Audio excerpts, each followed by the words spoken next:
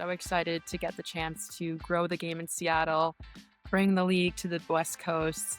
I'm just so excited for just a new beginning and just to be a part of something so special with Seattle. And I can't say enough good things right now.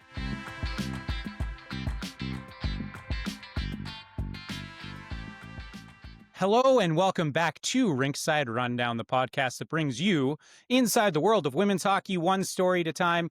I'm your host, Chris Sinclair, and today I am absolutely thrilled to be joined by Natalie Snodgrass, a Minnesota native whose hockey journey has taken her from captaining UConn to winning gold with Team USA to suiting up in the PHF and then spending 2 seasons here in the nation's capital. Now she's heading out west to help launch the PWHL's newest franchise in Seattle. Natalie, welcome to the show. How you doing? What an intro. Thank you for having me, Chris. I'm so excited to be here. I'm doing extremely well. I am back home in the great state of Minnesota for my summer and loving every minute of it. Of course, and it looks like a beautiful day there, so all the more reason to enjoy it. Exactly. I'm very thrilled to have you on the show. Obviously, many interactions around the rink, so it's great to be able to sit down with you for a little bit of time and get to hear your story. So I'm excited to dive in. Yeah, again, I am so excited to be here. I feel like we're just old friends at this point, so I'm glad that we can catch up in the Yeah, summertime. you've been stuck with me for the past 2 years, so here we are. But yeah, like I said, I'm really looking forward to learning more about your story. And as this is your first time on the show, we need to start right back at the beginning. So as you had mentioned, Minnesota, known as the state of hockey for a reason. And you grew up right in the heart of it. Do you remember the first time that you really fell in love with the game of hockey and maybe what pulled you in? Um, I'm not gonna lie, I think my answer to this is gonna be really boring because I don't think I have like a specific memory that made me fall in love just because I was so exposed to it so early on. I think I was put in skates at 3 and dragged to my older brother and sister's practices like a dog on a leash. Like my dad coached all of his kids at some point or another, and all kids made an appearance at each other's practices. I was, used as a human cone from time to time. So I don't really think, my love was like a distinct moment. I just think that it was a gradual like, okay, this is what I'm doing. Do you find, I guess maybe that's as a result of the fact that it is the state of hockey and it's just kind of something that is ingrained in the culture there? Is that maybe it was just like you were born and it was just almost like you were born to play hockey and it was just going to happen? It was just a matter of time? I think so. It's funny because when we're the state of hockey and, the whole connection between Canada or not connection, the rivalry between Canada and Minnesota saying, they're the country of hockey, we're the state of hockey. It is crazy to kind of think back at my childhood. I mean, we didn't really do anything that crazy with hockey. I mean, I feel like every kid, played at least or tried to at least some point. But when I think of my time in Ottawa and the canal specifically, and just realizing how many people owned a pair of hockey skates or figure skates or skates in some form, that is mind blowing because skates can be really expensive. So I will give props to Ottawa and Canada in general. But yeah, I think just early on being in Minnesota and growing up, I had all my friends play hockey. So that was kind of what kept me in the sport, just because it was an excuse to go see my friends and hang out and goof off for an hour. And, my training as a kid was, pretty crazy. I had to shoot 1,000 pucks and, do whatever it took. But yeah, I wouldn't trade my development in the state of hockey for anything. Yeah, well, they do say that us Canadians are basically born with a pair of skates on it. So I by the believe it. sounds of it, yeah, exactly. It's very clear that it's there's a reason that there's that saying. Yes.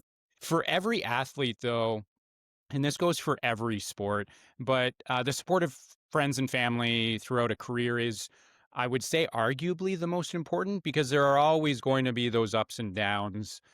those challenges, those successes, those incredible milestones, and they're there along the ride, right there with you. Maybe could you talk about what that support has meant to you from your friends and family, especially early on in your career, when maybe the passion wasn't necessarily there; it was just more of a thing that you knew you had to do, and how Yeah, that's transpired throughout your career? absolutely. Um, Again, I come from a very hockey-oriented family. My siblings played, in college, and my dad played, as well. So family or hockey is kind of what just is the foundation of our family, and it's always been like that, and I'm sure it always will be.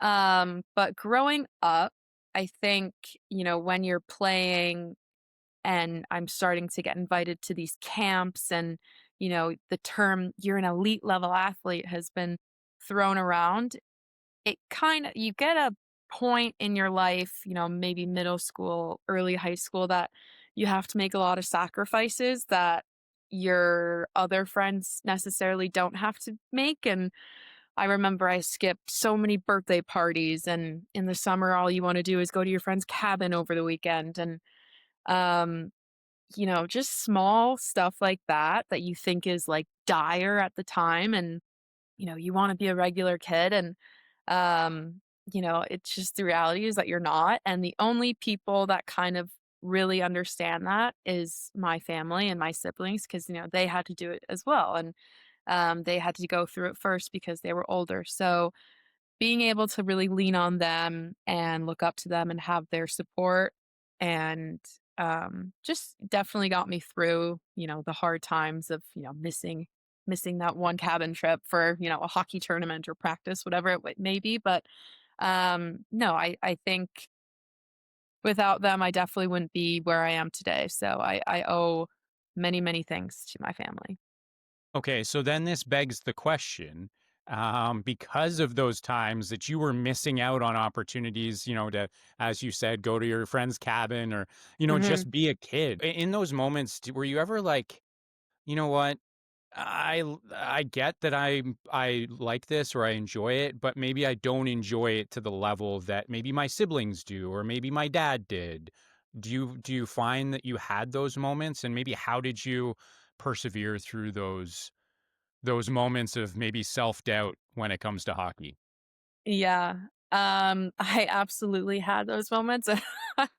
I'm laughing because it's like a funny memory. I and a lot of those moments I will just preface by saying they came from like early 7 a.m. practices that I definitely just didn't want to go to. And I remember there was a again, I was a kid, but there was a Disney Channel movie, I think it was like Jumpin'. And like there's a moment in the movie where the kid talks to the dad and is like, "I think this is your dream and not mine." And I sat my dad down and I was like, "I don't want to do this. Like this is your dream and this is not my my dream." And he was like, "Get in the car. Like, we're going to practice." So, I think I had, yes, some of those doubts, but I just didn't really understand, like, maybe how good I was or, how far hockey would take me in the grand scheme of things because it is hard to give up a lot of those things in the time, in the moment, but, um, yeah, I'm glad I stuck with it, luckily. Yeah, it certainly has worked out for you, and we're Yeah, gonna get into exactly. the incredible career that you had, but, thank Mhm. goodness you, as much as, the Disney Channel was a great, way for you to learn valuable lessons, in this Yes. case, thanks, dad, for not letting, or not listening to you when Yes. you sat him down for that conversation. Yes. Um, so one of the things that we're gonna, as I mentioned off the top, but we're gonna get to again in just a moment, but you had the opportunity to spend a lot of time throughout your career in leadership.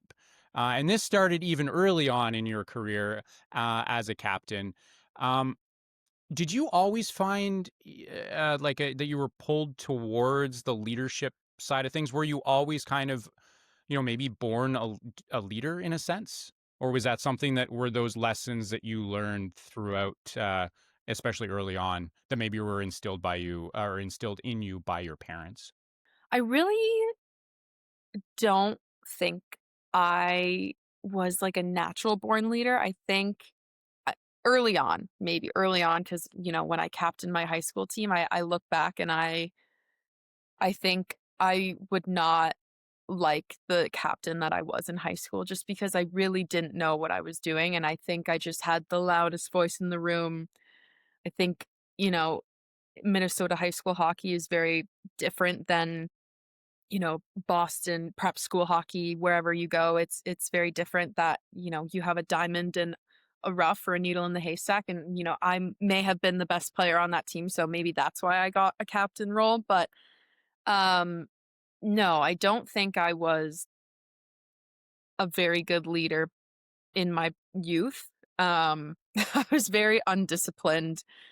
I loved having a good time with my friends and laughing and, making everyone feel included and loved being at the rink. But I think I would have done things differently. And I think when I got to college and actually saw what true leadership is, that's when my mindset on leadership, I think, changed for sure. After, the career you've had up until this point, to you, what does leadership mean? Um, it is a pivotal and a crucial role. It really sets like the foundation, cultural aspects, the standards, the expectations of your team. And I didn't know that until I got to college. And when I had great captains when I was a freshman, and they set the tone of, who we are and what we expect. And given my freshman year, we weren't that great of a hockey team. So when I finally got to junior year and senior year, when I was wearing an A and then finally a C, I kind of had obviously time to see what I like and what I don't. Because, as a captain, you reflect and you adapt. But I will say being a captain in a locker room full of girls that you love, you care about, and they respect you and you respect them, it makes being a captain so much easier because it doesn't matter if you have a letter on your chest or not. Like everyone feels safe, comfortable, included, and their voice and opinion matters. And I think those early years were like a dream. My 5th year, however, was probably a nightmare. I joke about this with my college girls all the time. I think being a captain is also something so hard that not a lot of people can, know because, they may never experience that. And the work you have to do behind the scenes is tough. And my 5th year, when it was COVID, I was I was a hard ass, like, I will say it, and it was because this global pandemic came and, flipped college athletics upside down, and what I wanted to do my 5th year, my last year of college, like, I wanted to play as much as we could, and nothing was guaranteed given that you had to do so much testing and, testing again, and if one person had symptoms, that was your game on Friday was canceled. And so the expectations that I implemented may have shifted because I was so hard on my teammates and my girls about being safe and doing this the right way. And I was like, I will not jeopardize this last year. So, like, we don't play. And I am sure I was not the best friend that year. And I wasn't because we still laugh that I was like a terrible person, but, on the bright side of things, my team was the only team in the University of Connecticut to not get COVID. So it was, you know, a proud moment because it was never us that, like, dictated if we play or not. We were always ready to play, which, there's there's a bright side to that story. But yes, being a captain, being a leader is very hard, and it's very important.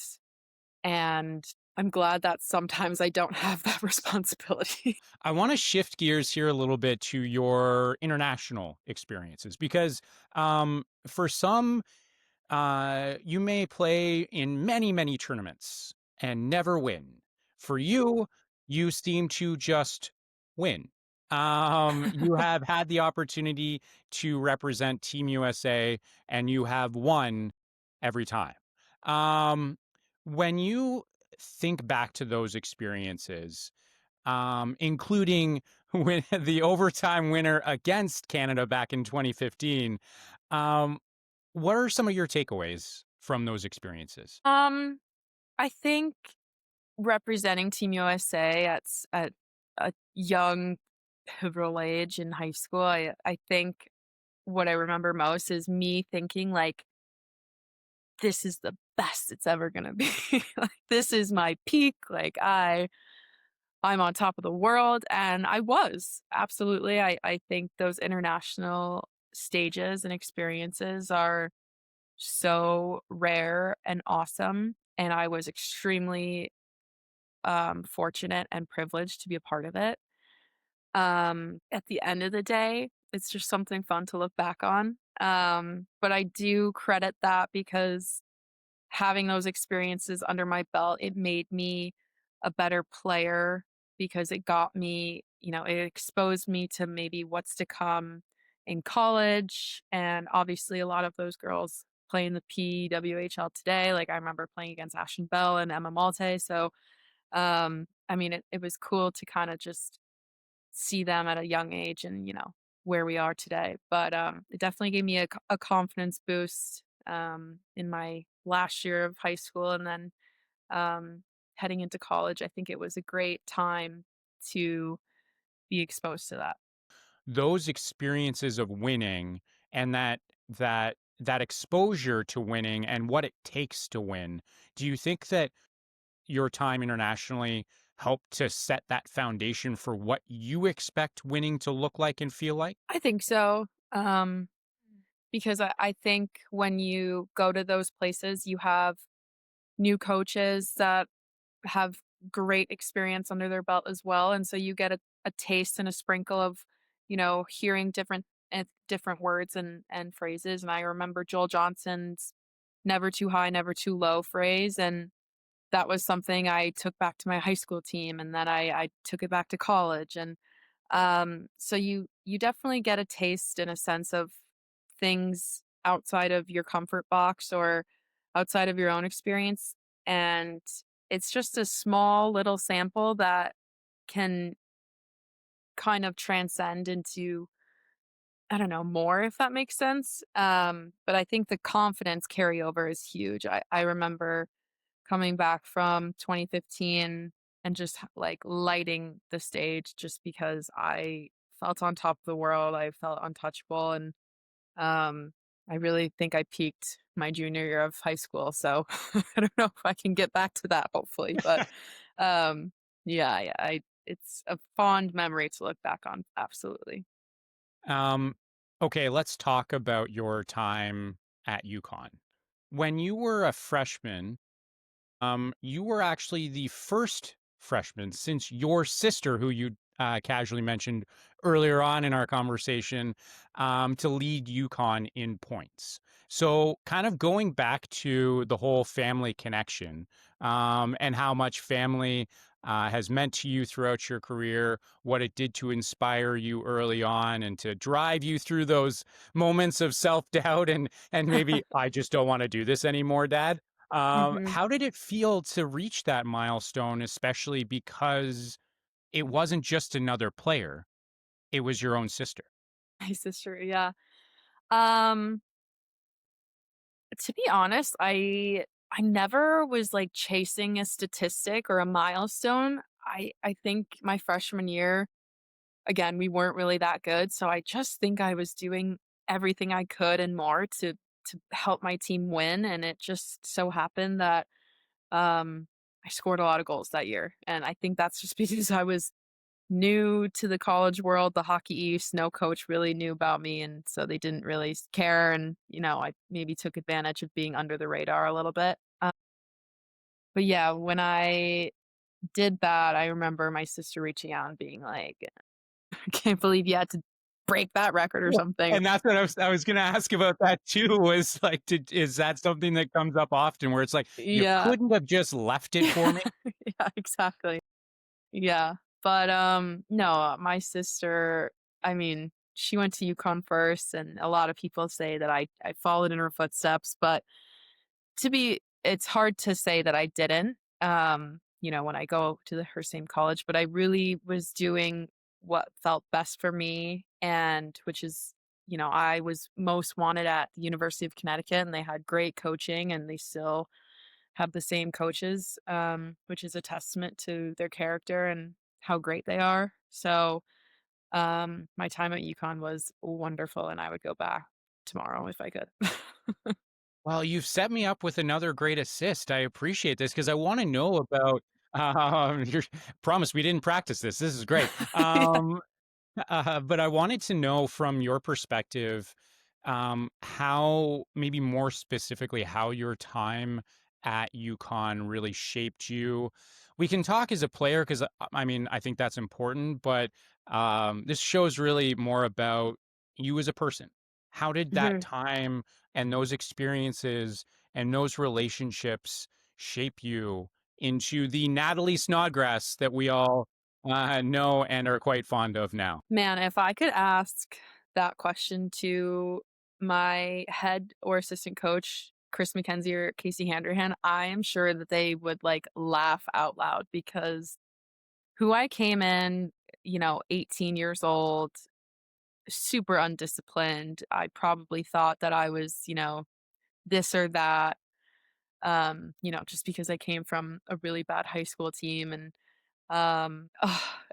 I think the first thing I think of when what college shaped me into a better player is I was so undisciplined and kind of going back to my time as a captain in high school, this kind of touches on that. I like I got a few penalties in high school for running my mouth at the ref. So that's, how undisciplined I was. And I quickly learned in college that if I was in the box for 2 minutes, that was it. Like, that was enough for my coach to be like, "Sorry, like, you're done. You learn quick or you're done." So, I think I just matured in a lot of ways, um, and I also kinda realized that you're not too old and you're never good enough to keep being a learner of the game, and I think my assistant coach, Casey Handrahan, is probably who I attribute, the most credit to. I mean, he is the wisest, smartest, best hockey coach I will ever have, and, he teaches me something new every day, and whenever I have, a question even today, like I will send him clips and be like, "What are your thoughts on this? Like, should I have done this?" And he's like, "Well, why did you do that?" Like, so, um, yeah, I owe so much of my character development, my player development, and just some of my best memories of the University of Connecticut to my coaches. After your time at UConn, um, you had the opportunity to sign in the PHF, as I had mentioned off the top. Um, how did it feel to start? I don't know if you've picked up on it, but there's a common theme of family that's inadvertently become a thread throughout our conversation because you signed in Minnesota, the state of hockey, your home state, Mhm. with the Whitecaps. How did it feel to sign with them and to be able to play professional hockey right at home? It was a great feeling. I remember our last game in college. I was, inconsolable because it was my last game in a Husky jersey, but also because it was just the end of my time on the East Coast and in the place that I called home for 5 years, and I had such a fear of the unknown because I really didn't know what I was gonna do with whether I was gonna join the PHF or the PWHPA.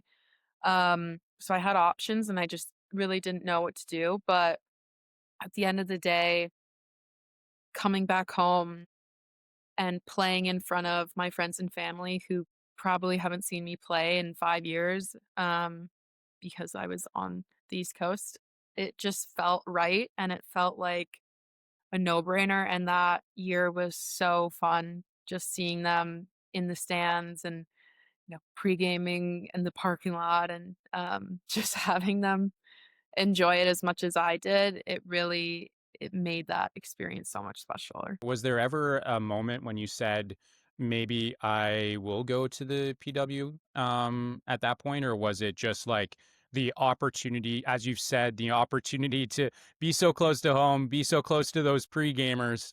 Was that what kind of drew you and kind of solidified that opportunity for you especially at that point in your career?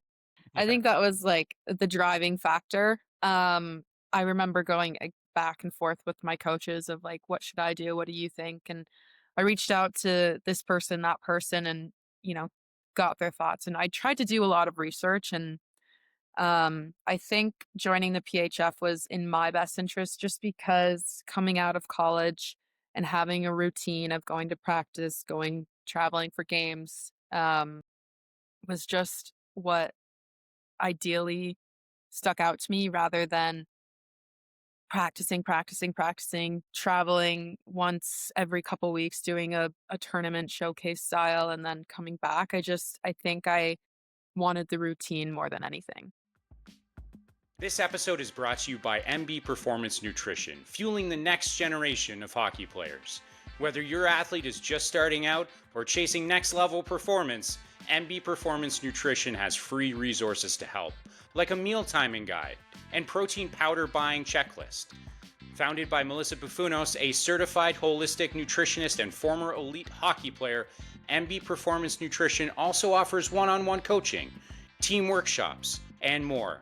Learn more at melissabufunos.com. That's MELISSABOUFOUNOS.com. Unfortunately, everything happened with the PHF, but you ultimately landed here in the nation's capital, in Ottawa. Um, could you, maybe talk about, you shared a little bit about what it was like to be in Ottawa, certainly during the winters on the canal, but maybe talk about what made Ottawa feel like the right place for you to continue your professional. Yeah, that's a good question. After the PHF folded, we had the draft, and I unfortunately found myself undrafted. And, you know, unless you have felt that, it's a devastating feeling, and I felt my world flipped upside down, and, it was the first time in my life where I really didn't know what I was gonna do, and, I think I was kind of, stuck in a little hole for a couple days there, and, Ottawa was kind of the first people to reach out, and it really felt like college recruiting all over again. You wanted to go where you were most wanted and where you think you could make an impact, and had several conversations with Mike Hirschfield in that kind of free agency period, and he made me feel, comfortable, confident, and, seen when I had just been unseen in a sense. So, I had conversations with other teams, but I just kept going back to Ottawa, and um, I think I just was I reached out to many people who, knew the staff, and I was like, I think this is going to be a great fit. And I'm really glad I did, because spending 2 years in Ottawa was great. I had a great time, and I'm just really lucky that I got to start my professional career in the PWHL there. And I know that there are a lot of fans who are appreciative of you choosing Ottawa and then re-signing and spending the last 2 years here. Um, I want to talk about in reflecting on those 2 years here in the nation's capital. Obviously, it's still fresh. I want to know from your perspective, what were some of the fondest memories you have of your time, both here, obviously on the ice, the ups, the downs, the successes that you had as a team, but also just, maybe personally, what are some of those things that for you stand out and will be lasting memories of your time here in. I think, simply put, it's the people. Um, Obviously the fans are they are passionate, they are, you know, over the top, and they're just so excited to be there, and having that being in that barn again, just on the other side is gonna be very different, but the fans were incredible, and it's definitely a highlight when I think of Ottawa. Getting out into the community and meeting them personally was another one, and um, obviously, I can't exclude my teammates. My teammates were great, and I made so many lasting friendships that I hold with me forever. And we just had great people, and that's a testament to GM Mike Hirschfield of who he brought in. He's very selective in who he lets join be an Ottawa Charge, and I think he just had great people alongside him, and they are definitely what I will miss most about Ottawa. This is now that is one chapter of your professional career, or another chapter of your professional career. You are now about to embark on another one. And this one, there are still some ties together, because before you were a part of a team launching a new league.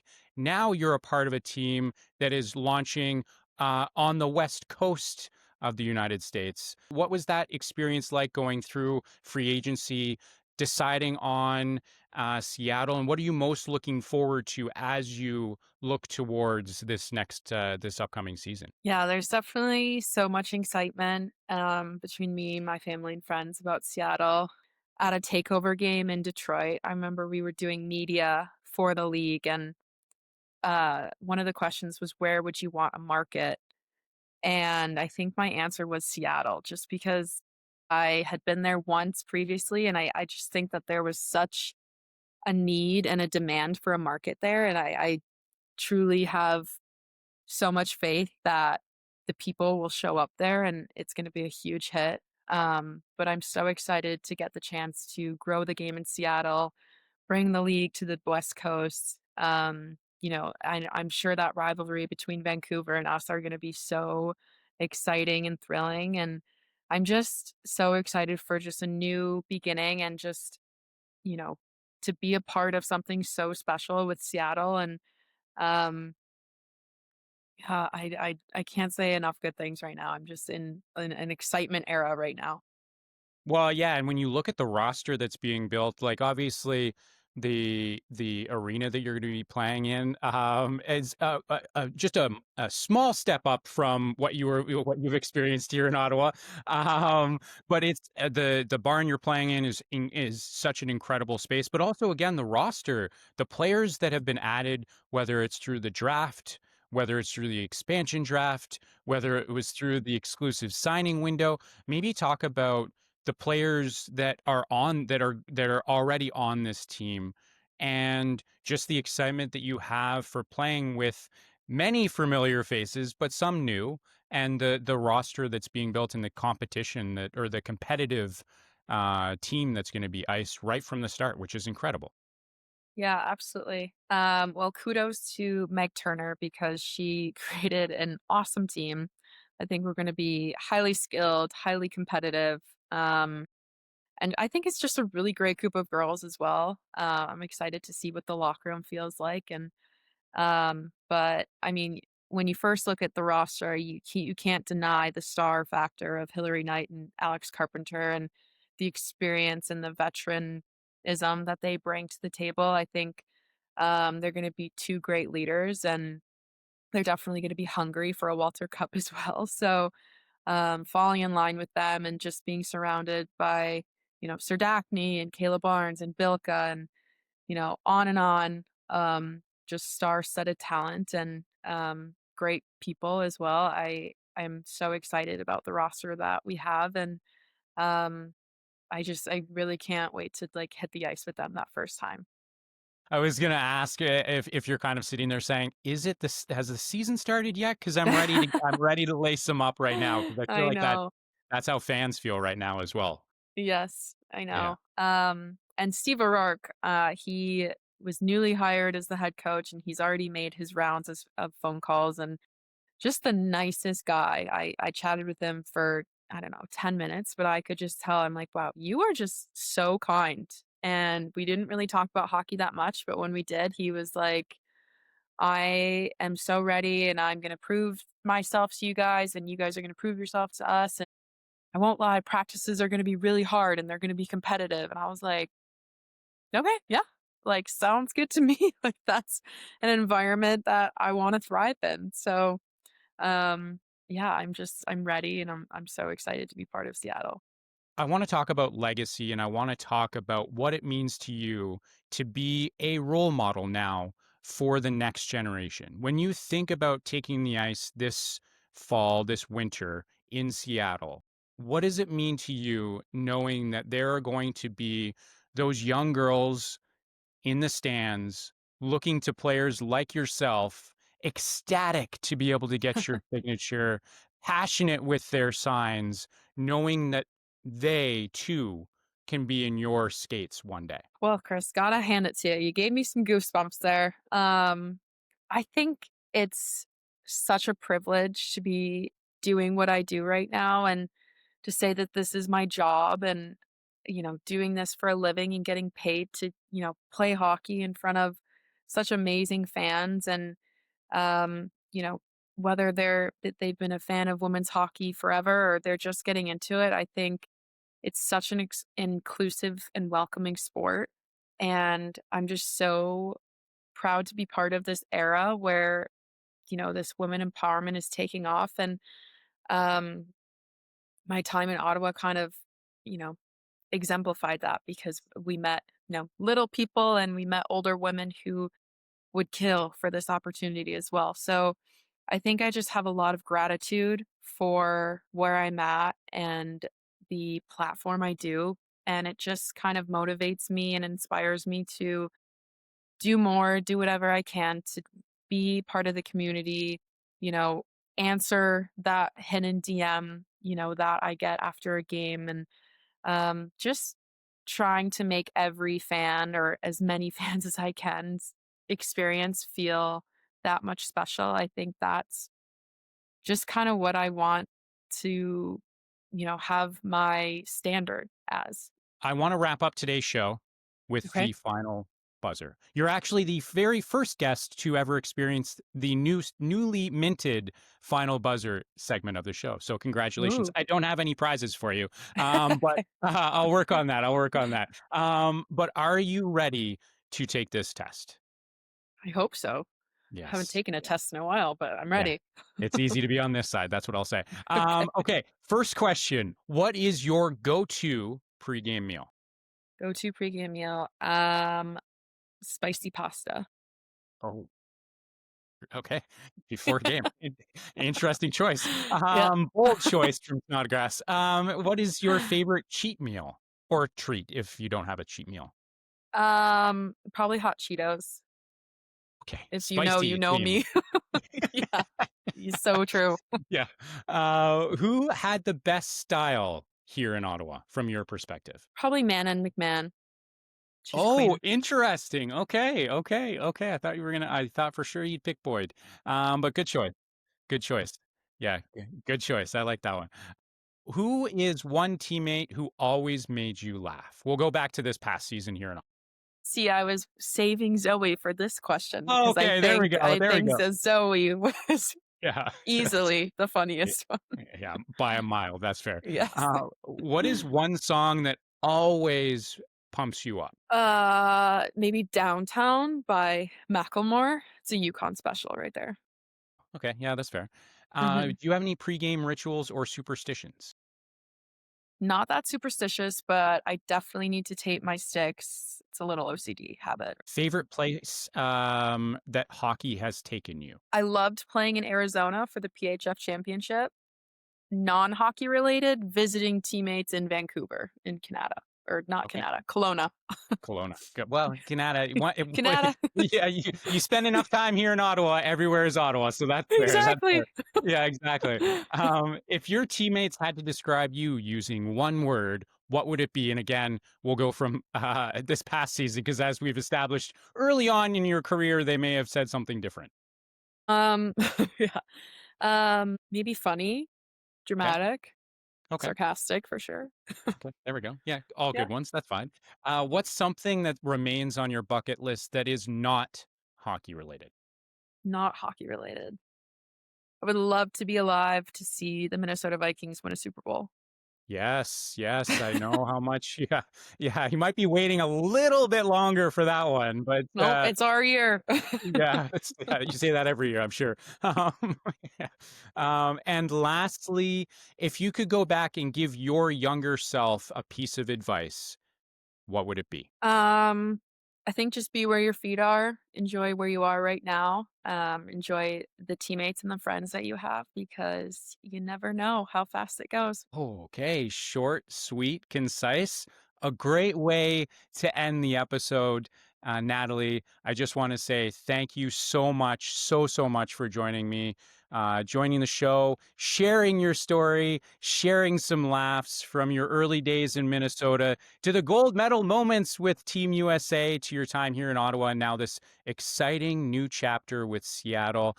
I couldn't be more excited for you in this next chapter. And selfishly, like I said earlier, I will absolutely miss having our chats at the rink, but I wish you the best of luck in this next upcoming season. But thank you so much for joining the show.